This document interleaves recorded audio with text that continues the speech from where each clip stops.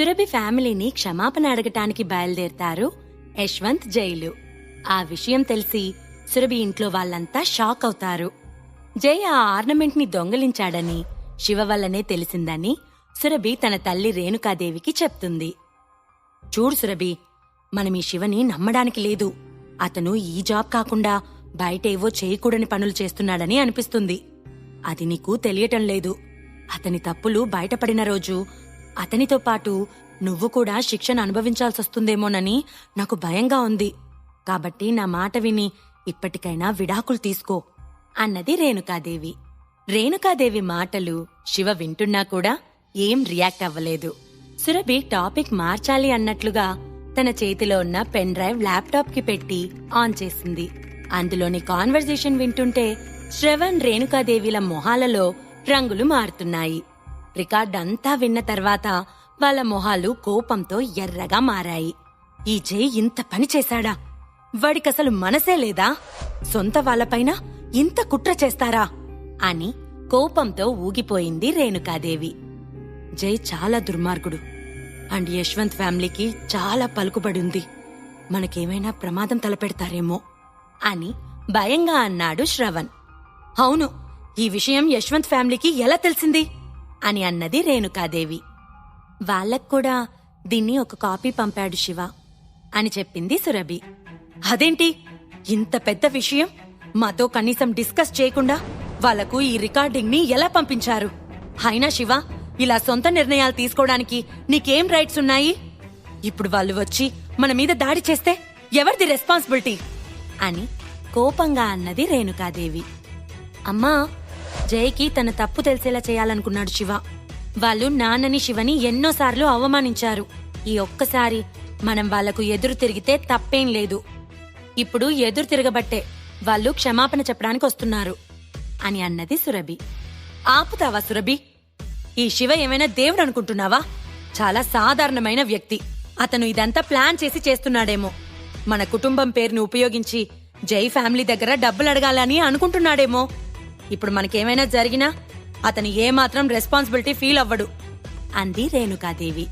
శివ తన కోపాన్ని అణుచుకుంటూ, నేనింతవరకు జై ఫ్యామిలీతో మాట్లాడలేదు. వాళ్లతో నాకు ఎటువంటి కమ్యూనికేషన్ లేదు. రికార్డింగ్ ఇక్కడే ఉంది. సో సురభి ఈ ప్రాబ్లంని ఎలా ఫేస్ చేస్తుందో చూద్దాం అని చెప్పాడు. నీకు ఏది ఎలా చేయాలో తెలుసు, కాని తెలియని వాడిలా నటిస్తావు. మంచి మార్కులు కొట్టేయాలనుకుంటున్నావు అని అన్నది రేణుకాదేవి. ఇప్పుడు యశ్వంత్ ఫ్యామిలీ వీక్నెస్ మన హ్యాండ్లో ఉంది. కనీసం ఇప్పటికైనా శివని తిట్టడం ఆపు రేణుకా అని అన్నాడు శ్రవణ్. శివ వైపు ఒక చూపు చూసి, 2 సంవత్సరాల నుంచి ఈ ఇంట్లో పడి తింటున్నాడు. ఈ మాత్రం సహాయం పడ్డందుకు ఆనందించమనండి. అయినా సురభి చీఫ్ డిజైనర్ కాబట్టి ఆమెకి అసిస్టెంట్ గా శివ ఉన్నాడు. అతను డబ్బు సంపాదించగలిగాడు కాబట్టి ఇదంతా చేయగలిగాడు. సో ఇక్కడ ఏం జరగడానికైనా కారణం సురభినే అని గర్వంగా చెప్పింది రేణుకాదేవి. సరే, మనలో మనం అనుకోవటానికి ఏముంది కాని ఇప్పుడు యశ్వంత్ వచ్చినప్పుడు మనం ఎలా హ్యాండిల్ చేయాలి అనే దాని గురించి మాట్లాడుకుందాం అని ఆందోళనగా అన్నాడు శ్రవణ్. యశ్వంత్ ఫ్యామిలీ ఇప్పుడు ప్రాబ్లమ్స్ లో ఉంది, కానీ వాళ్ళు మనకంటే కాస్త బెటర్గానే ఉన్నారు. వాళ్లతో మాట్లాడడానికి ఓ వే ఉండాలి అని ఆలోచిస్తున్నట్లుగా ఫేస్ పెట్టింది రేణుకాదేవి. సరిగ్గా అదే సమయంలో డోర్ బెల్ మోగింది. యశ్వంత్ ఫ్యామిలీ వచ్చినట్లు ఉంది అని అందరూ ఒకరినొకరు చూసుకున్నారు. శ్రవణ్ వెళ్లి డోర్ తీశాడు. యశ్వంత్ లోపలికి వస్తూనే శ్రవణ్ని హక్ చేసుకుని, చాలా రోజులైందన్నయ్య నిన్ను చూసి అని నవ్వుతూ అన్నయ్య అంటే చాలా ప్రేమ ఉన్నట్లుగా ఎఫెక్షన్తో నటిస్తూ మాట్లాడాడు యశ్వంత్. అతని చేతుల్లో 2 బాక్సులున్నాయి.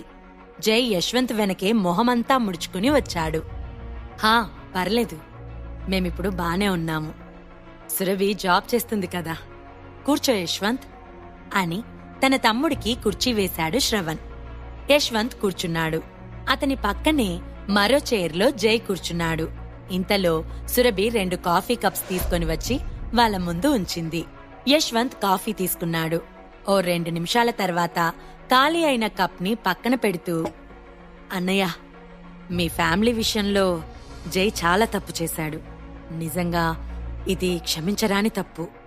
నిజానికి కంపెనీలో ఇంత ఇష్యూ జరుగుతుందని కానీ, సురభి ప్రాజెక్ట్ని ఇలా ధ్వంసం చేయాలని చూస్తున్నాడని కానీ నేనస్సలు అనుకోలేదు.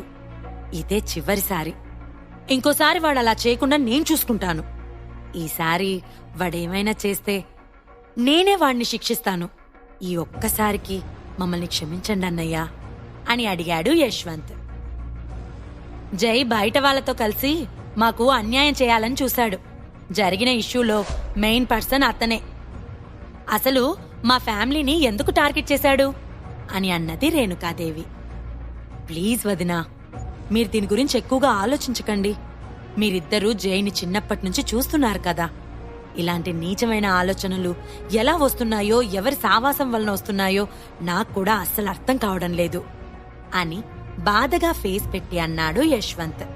అక్కడున్న అందరూ మౌనంగా యశ్వంత్ చెప్పేది వింటున్నారు. యశ్వంత్ జై వైపు కోపంగా చూసి, జై వెళ్ళి వాళ్ళకి క్షమాపణ చెప్పు అని గద్దించాడు. జై చాలా కోపంగా చూస్తున్నాడు. తనకి ఇష్టం లేకుండానే వాళ్ళ ముందుకు వెళ్లి తలదించుకొని, నేను మీ విషయంలో చేసింది చాలా తప్పు పని. ఐఎమ్ సో సారీ, నన్ను క్షమించండి అని చాలా మెల్లగా అన్నాడు. జై అంత తగ్గి మాట్లాడటంతో సురభి ఫ్యామిలీ కూల్ అయ్యారు. అన్నిటికంటే ముఖ్యంగా వాళ్ళు చాలా రోజుల నుంచి యశ్వంత్ ఫ్యామిలీ వల్ల ఇబ్బంది పడ్డారు. ఇప్పుడు వాళ్లే తల వంచుకుని రావటంతో వాళ్ళకి కొద్దిగా గర్వంగా అనిపించింది. జై, నీకు పెద్దగా మాట్లాడడం రాదా? నువ్వు చెప్పేది ఇక్కడున్న నాకే వినిపించలేదు అని సోఫాలో కూర్చుంటూ అన్నాడు శివ. మరొక టైంలో అయితే అతన్ని తిట్టేవాళ్లు, అవమానించేవాళ్లు. ప్రస్తుతం పరిస్థితుల దృష్ట్యా వాళ్ళు సైలెంట్గా ఉన్నారు. గట్టిగా మాట్లాడు జై అని అన్నాడు యశ్వంత్. జై తన పిడికిలి బిగించి అయిష్టంగా, నేను చేసిన పనులకు చాలా బాధపడుతున్నాను. మీరంతా ఈ ఒక్కసారి నన్ను క్షమించండి అని అన్నాడు. శ్రవణ్, రేణుక, సురభిలు ఒకరి మొహం ఒకరు చూసుకున్నారు. కాని ఏం మాట్లాడలేదు. ఇక వాళ్ళు కూలయ్యారని అనుకున్నాడు యశ్వంత్. ఒక చిన్న నవ్వు నవ్వి, అన్నయ్య, వదినా, నేను మీకు మాటిస్తున్నాను. ఇక జై మీపై ఎలాంటి కుట్రలు చేయడు. వాడిని ఎవరో మిస్గైడ్ చేశారు. అందువల్లనే అలాంటి తెలివి తక్కువ పని చేశాడు. కాని ముందు నుంచి కూడా వాడు చాలా మంచివాడు. నేను మీ దగ్గరికి రాక చాలా కాలమైంది. అందుకే మీకోసం చిన్న బహుమతి తీసుకొచ్చాను అని చిరునవ్వుతో అతను తెచ్చిన బాక్సులు ఓపెన్ చేశాడు. ఆ బాక్సులలో 2 దేవుని ప్రతిమలు ఉన్నాయి. అవి వెండివి కావడంతో చాలా కాస్ట్లీ అని చూడగానే అర్థమవుతుంది. 50,000 పెట్టి ఆ బొమ్మలను కొన్నాడు యశ్వంత్. నువ్వీరోజు మా ఇంటికి గెస్ట్గా వచ్చావు, అలాంటిది ఈ గిఫ్ట్ ఎందుకు తీసుకొచ్చావు అని తిరస్కరించాడు శ్రవణ్. అయ్యో, అలా అనకన్నయ్యా, నేను మీ మీద ప్రేమతో తీసుకొనొచ్చాను. మీరు ఈ గిఫ్ట్లు తీసుకోకపోతే మీరు మమ్మల్ని క్షమించలేదని అనుకుంటా. కాబట్టి ప్లీజ్ తీసుకోండన్నయ్యా అని అన్నాడు యశ్వంత్. శ్రవణ్ భార్య వైపు చూశాడు. రేణుకాదేవికి ఏం మాట్లాడాలో అర్థం కాక మాటలు వెతుక్కుంటుంది. మీరు మీ అబ్బాయి చేసిన తప్పులను కప్పిపుచ్చటానికి ఈ గిఫ్ట్లను తీసుకొనొచ్చారా? అయినా ఇప్పుడు సురభి షికా జ్యువెలరీ గ్రూప్స్ లో చీఫ్ డిజైనర్ గా ఉంది. పైగా సెలబ్రిటీ కూడా. అలాంటి ఆమెను కూల్ చేయడానికి ఈ చిన్న బహుమతి సరిపోతుందని అనుకుంటున్నారా అని అన్నాడు శివ. ఆ మాటతో యశ్వంత్ కి చాలా కోపం వచ్చింది. వెంటనే శివని లాగిపెట్టి కొట్టాలన్న కోరికను చాలా అయిష్టంగా ఆపుకున్నాడు. ఈ మధ్య మీ పనికిరాని అల్లుడికి కూడా మాటలొస్తున్నాయి. నా ముందు మాట్లాడ్డానికి ఇంత ధైర్యం చేస్తున్నాడేంటి? అయినా ఈ వస్తువులు కేవలం బోనస్ మాత్రమే. సురభికి చీఫ్ డిజైనర్గా ప్రమోషన్ వచ్చింది కదా, సో తన బాబాయిగా తనకి చిన్న గిఫ్ట్ ఇస్తున్నాను అని కోపంతో నవ్వుతూ చెప్పాడు యశ్వంత్.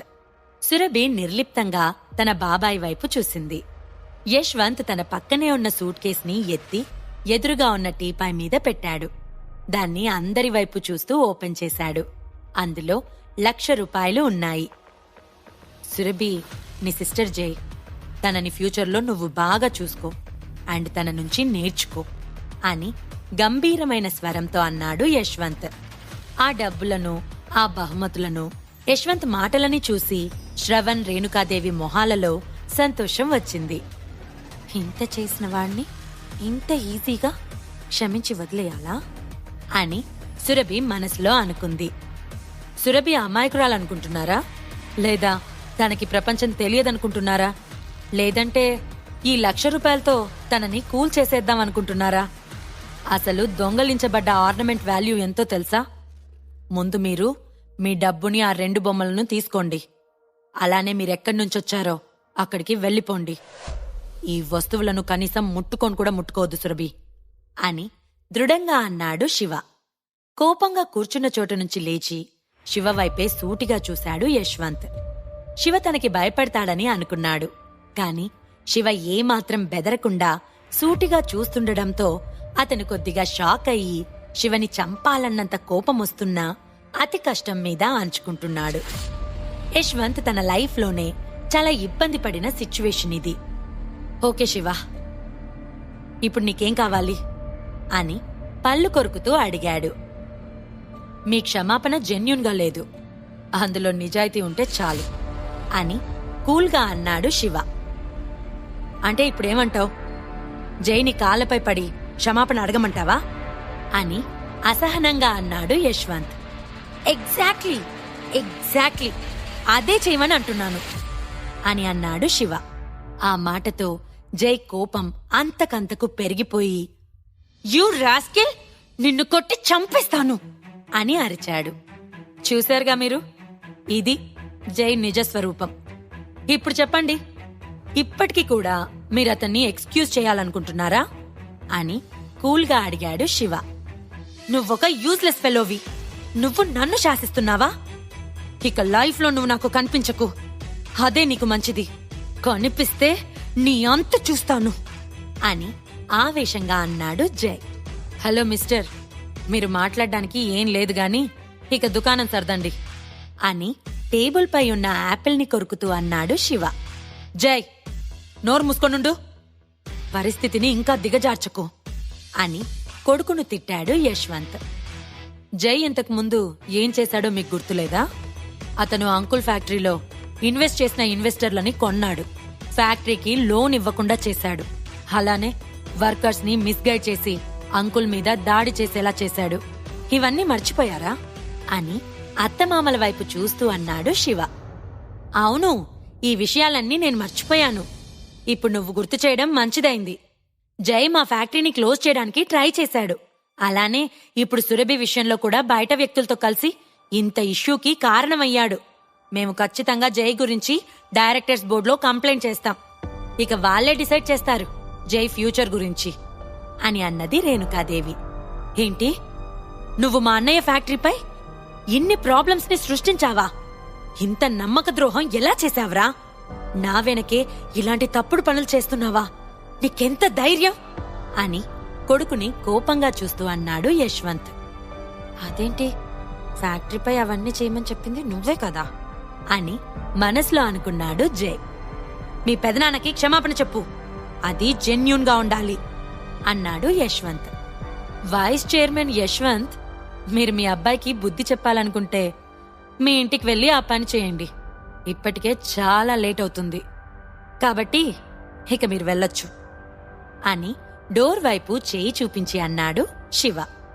అటు కృతి రాహుల్లు, ఇటు యశ్వంత్ జైలు ఇద్దరిని ఓ ఆట ఆడుకుంటున్న శివని వాళ్ళు ఊరికే వదిలిపెడతారా? శివ నెక్స్ట్ స్టెప్ ఏంటి? ఇంట్లోని ప్రాబ్లమ్స్ అన్నీ ఒకదాని వెంట ఒకటి క్లియర్ చేస్తూ వస్తున్న శివని ఇప్పటికైనా సురభి ఫ్యామిలీ యాక్సెప్ట్ చేస్తుందా? ఈ ప్రశ్నలకు సమాధానాలు తెలుసుకోవాలంటే నెక్స్ట్ ఎపిసోడ్ వినాల్సిందే. క్రింద ఇచ్చిన లింక్ ని క్లిక్ చేసి పాకెట్ ఎఫ్ఎం యాప్ ని ఇన్స్టాల్ చేసుకోండి. Stay tune to pocket FM.